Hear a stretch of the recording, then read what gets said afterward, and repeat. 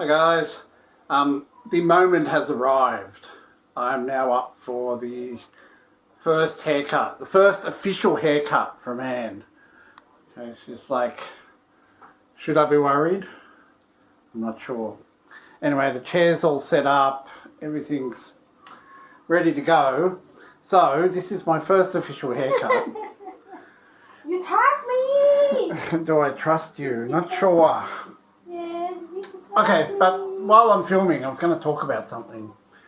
Because this will probably take a while and I'll get bored. So you can see we're all very professional. We've got the chair and this and a cape and the whole, everything's going to be done properly. All the implements are laid out here. Yes, so you probably talk to me about the weather and do all that sort of stuff like barbers do. Yes, so it's all good. But in the meantime, while I'm getting my hair cut, I was going to talk about this Thai chair, which is this Thai Ponzi pyramid. Hang on. Yeah, Thais have this thing, and most Thais are in these things, or anyone that draws a regular wage from somewhere is usually in these things.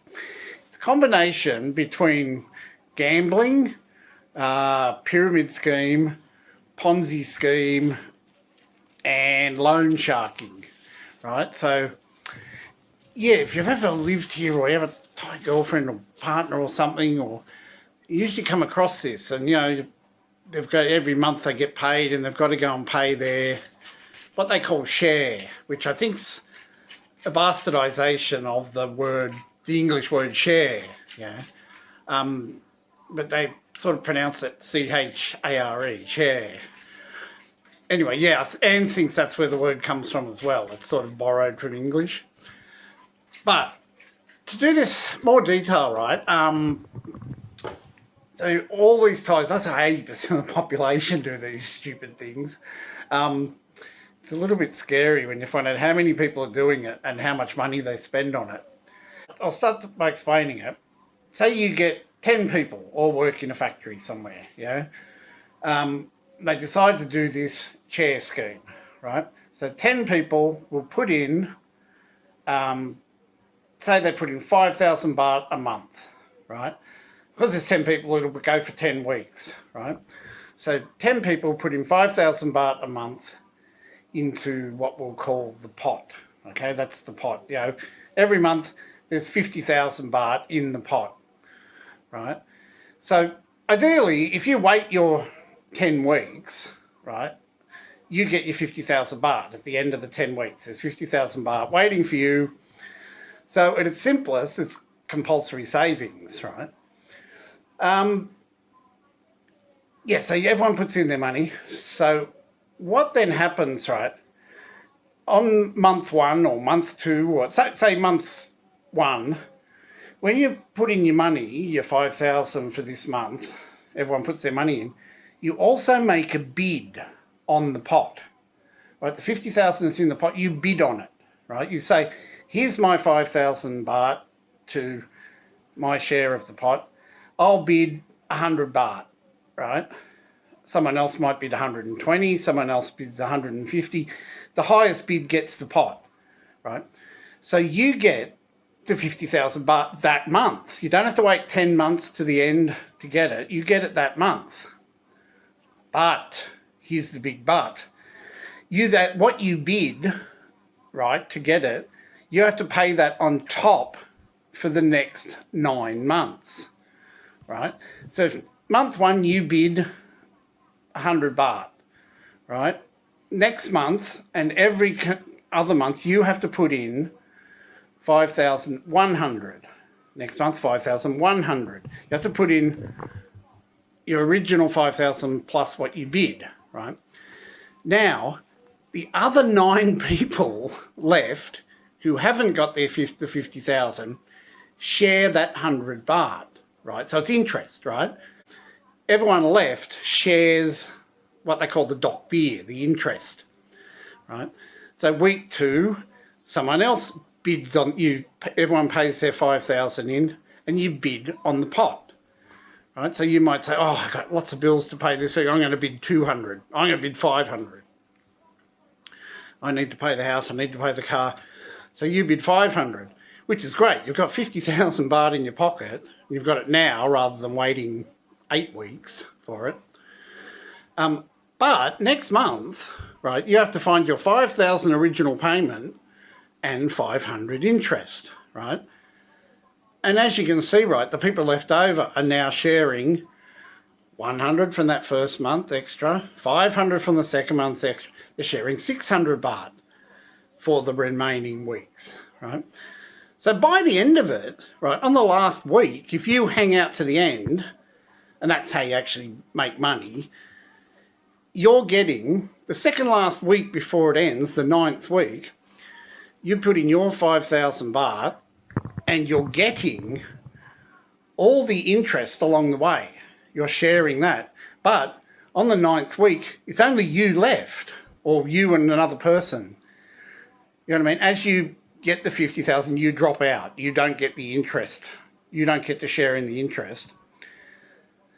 So, yeah, by the 9th week or the 10th week or something, you're the only one left and you're getting all the interest. And by that stage, all the interest is 40,000 baht. It's double the, it's 20,000, 40,000. Yeah, so the idea is you've got to hang out to the end, right? It's compulsory savings, but you get the interest all the way along. So I hope I've explained that all right. Yeah. So it's gambling, you know, you're gambling on the whole thing basically to make money. It's Ponzi scheme. It's, you know, people have to keep coming in and paying money for you to come out the end, and it's pyramid scheme in the same manner. It's loan sharking because all the money's getting lent out along the way, right? Now, if you've got your head around how that works, you can sort of get the idea of how it falls apart, right? So what actually happens, right? The person who runs the Ponzi, so there's 10 people working in a factory and somebody says, I'm running a share Ponzi thing, finds 9 other people, they all want to go in, yep, all good. The person running it, and you have to have a huge, like almost a spreadsheet to keep track of it. The person running it guarantees, right, that if anyone stops paying, they'll cover it, right? That's part of getting everyone to go in and sign up. And yeah, because what invariably happens, someone gets the money on week 1, then moves, well, you know, disconnects their phone and moves, and you never see them again. Yeah, and these share schemes, they don't just run, you know, people throwing in a couple of dollars on payday type thing. They run big $1 million, there's $1 million baht ones amongst, you know, really filthy rich Thais. It'll make the news every now and then that one of them's collapsed, you know, but they don't collapse owing, you know, a couple of thousand baht. They collapse owing tens of thousands of dollars, you know, or millions of baht, you know. So, yeah, it's quite interesting. Now, let's just check on the haircut. Ah, okay, looking good. Okay, this way I can talk about this and I don't have to worry about the haircut, so it's all good. Yeah.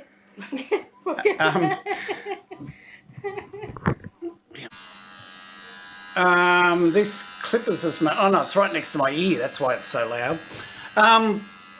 We'll see if this works with the clippers. I'd say it will. Yeah, so what ultimately happens with these share schemes, if I've explained it well enough, you can understand it's all the myriad of things that can go wrong, and they do. But what actually happens is, right, you'll get someone, the same figures as before. Say you're putting in 5,000 baht a month, right? And you get 50,000 is the pot. People don't just enter one share scheme, they'll enter 10, right? And it's essentially like their business. They're trying to use entering all these share schemes as almost like their job. So they'll get the 50,000 baht, pay the interest to get the 50,000 baht from one share scheme, then use that to pay the 10 other share schemes they're in, right?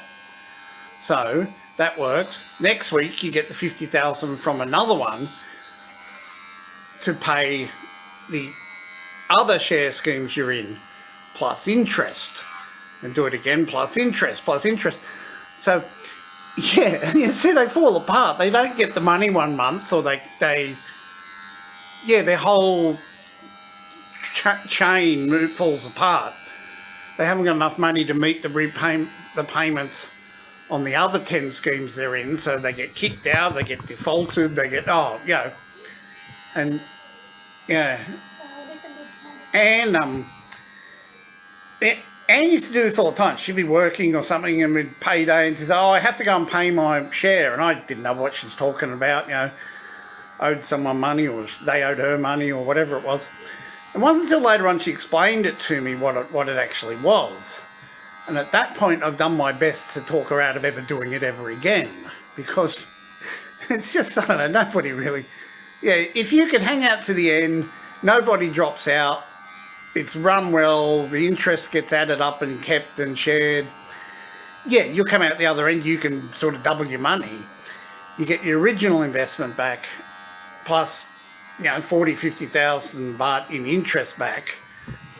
It can be quite worthwhile over 10 weeks. You double your money over 10 weeks. But Anne when she explained it to me, she was telling me stories when she used to run one, right? She was working in a big market. She had a market stall selling all this. What she's selling was illegal police paraphernalia, night vision goggles and all this sort of rubbish. But that's a whole nother story. So, and everyone in the market was doing these share schemes with everyone else in the market. So at any one time, there'd be 10 of them running, right? And Anne used to run one, and she ran one, it was a big dollar one, yeah? How much each month for your share that you used to do? When you did share, how much each month to go in? Before, 1 week, about 20,000 baht. Yeah, so she was putting in 20,000 baht, $1,000 a week, Anne, or a month. Huh? A week or a month? Week. $1,000 a week they were doing, right? So it was 10 people that would run for 10 weeks, right? So, and she got burned, A couple of people got the money and bolted, and she couldn't then cover the payments of the people that took off. So it does fall apart. But hopefully that explains a couple of things. You get the idea now. When people mention it, you'll know what they're talking about. And it's a massive chunk of the Thai population are in these things. And it's not just poor factory workers, or it's right across the board. It's really, really rich people do it. They just do it with more money. So, all right, I'll have a break and we'll come back and see the finished result. Okay, we're just documenting some of the progress here. I think this is like, get shown to the teacher tomorrow morning. This is homework exercises.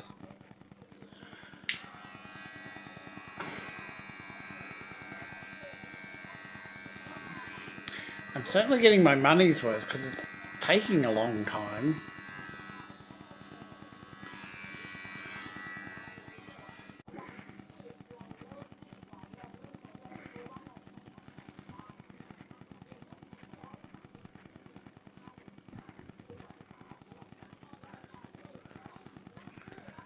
Pretty sure I wasn't this grey before you started.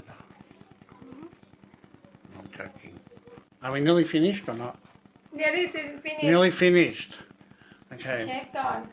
I'm really glad Anne's not taking up a tattooing course, that's all I can say. So it's all good. It just takes a long time when it's this, when she's learning it takes this is like, I think we're coming nigh up on 2 hours now. I'm not quite sure, but... One hour. An hour. Okay, but that's a long time for a haircut. Okay, I think we're getting there, close to the end. I'm not sure. Yeah, it's looking okay. Need to fix a little bit.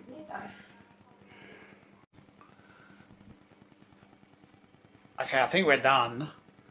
See, she just won't stop. It's like, okay. I go to stand up and it's like, nope, hang on, let's go do one more little bit. And that was about 15 minutes ago. We've still been doing one more little bit for 15 minutes. Alright, well we might jump off here, say goodbye. Talk to you guys next video. Hopefully you can see what my first haircut's like. Yeah, have a bit of an understanding about that Thai gambling, Ponzi, pyramid, loan sharking thing they do. Yeah, you wouldn't believe how much of the Thai economy actually runs on that stuff. And it's way worse now because of COVID and shutdowns and things. Everyone's reverted back to, oh, I'll just do share things and make money that way. Yeah. Alright, we'll say goodbye. Say goodbye to my hairdresser. Alright. Thanks guys. Cheers. Bye bye. Bye.